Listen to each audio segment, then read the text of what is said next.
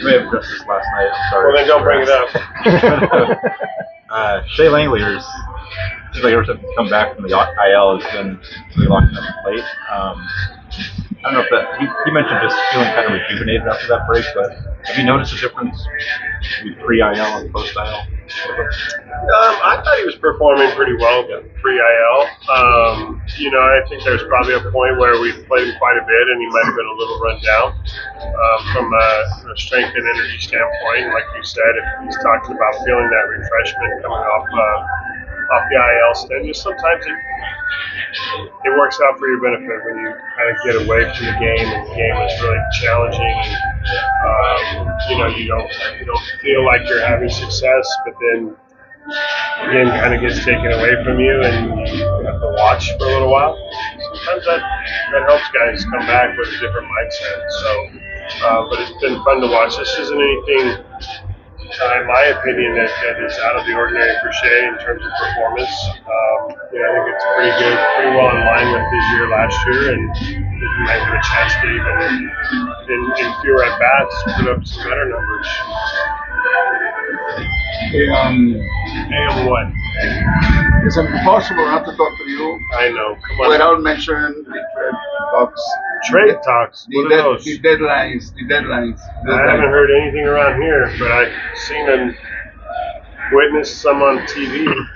Yeah, I just wanted to know if you like this system they have now, that it's just a straight deadline, or you prefer those days like people should still be traded after the deadline, like happened. I kind of liked it the way it was. I thought, teams had that opportunity to make deals prior to the playoff roster. I liked that. You got a veteran player on your roster, and I think it can still happen. It's a little more difficult.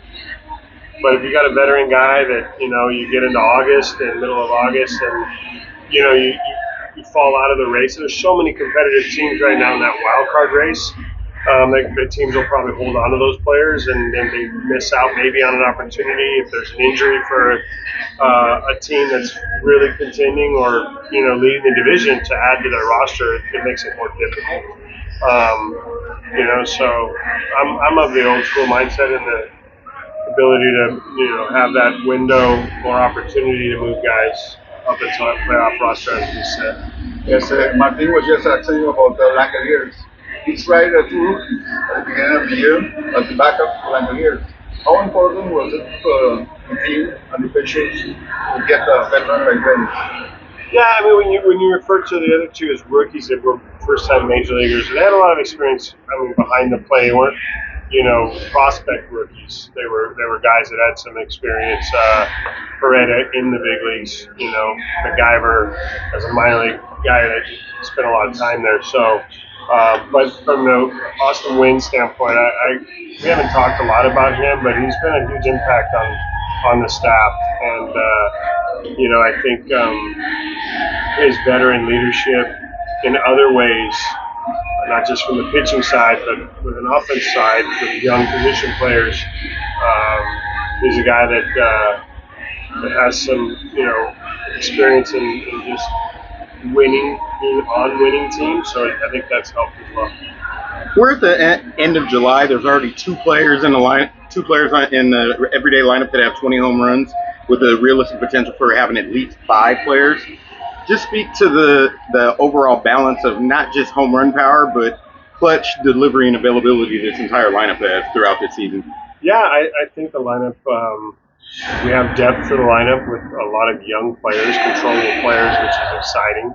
I think the group, like you mentioned, has power, and we've had that, known that, but now we're seeing advanced approaches with, doing things with the bat that are different than just hitting homers. It's driving in runs. It's, executing fundamentals. I'd like us to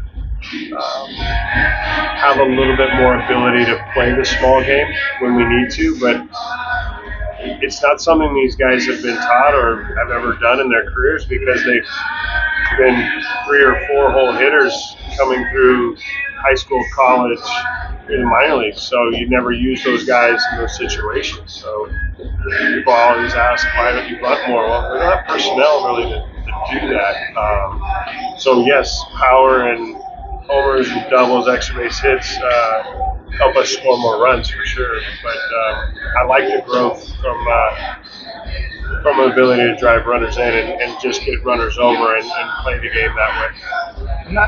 I'm curious what it means to you to be like a core player on a team. Not necessarily like who on this roster is a core player, but like what skills and traits does a core player typically exhibit? You play every day. You contribute to the success both offensively and defensively. You don't have to carry the team for any amount of time. You just are a solid contributor. So someone that fits that bill. You look at players on our roster right now. I mean, Alan Soderstrom is one of those guys that if he goes out and just continues to put up solid numbers, right? Those are guys that are core players. And, they can have a big year, but you're penciling them in for just use 250 and 20, 25 and 70, and good defense, and that's that type of player you have to have on championship type teams. Or they have like that baseline, and then they can go up and up a little bit more, but they know what you're getting every day. Yeah, I mean, you look at the Texas lineup right now. We talk about they have 4 players, they're all-star players, and they're not performing to their back to the baseball card. They have been down years offensively. They've got 2 months to recover to get to where they, are. But those teams that win generally, their group of core guys have career years in line with the back of their baseball cards, and 1 or 2 guys will have a great year. Speaking of core players, speak to the sacrifice that Lawrence Butler showed throughout this series, not just with what you did Monday night to the lineup. Last night with him laying down the sacrifice bunt as well. Yeah, he's trying to do some of those little things. He recognizes like he's in one of those runs where he's not completely firing offensively, and he's just doing what he needs to do to help the club win. And you love that. That's growth. That's maturity, and those are all good signs. I know this is kind of small news in terms of Nick Kirk's achievements, especially this month, but he just got the big MLB The Show card of the month, a couple highlights, maxed out against. How do I buy that card? You gotta earn it. You gotta grind it out. Oh, on MLB The Show. Yeah, MLB The Show. Yeah. Where's Trey? Trey's out there somewhere. I let him know. He's a couple highlights. He's got maxed out clutch, maxed out against righties. I don't know if you have any notes, but how would you sum up kind of his contribution, especially in this month when he's kind of number 1 in a lot of offensive stats? Doesn't that card sum it up? I mean, it's got him as as the best in all those categories. So I think that MLB The Show's assessing what he's done over the last month or longer pretty well. You expressed desire to get this card. Did you get the top Snell card for the 4 home run feat? No, is it 1 of 1? No, I think they sold a bunch of them. No, I don't want the bunch of them. I want a 1 of 1. Anybody got a 1 of 1 that's Nick Kurtz? Yeah. Yes, well, something happened that I think it took a lot of people by surprise. Jacob, when they did all those exams a couple of weeks ago, X-rays. You love to talk about medical, right? No, it's different than medical.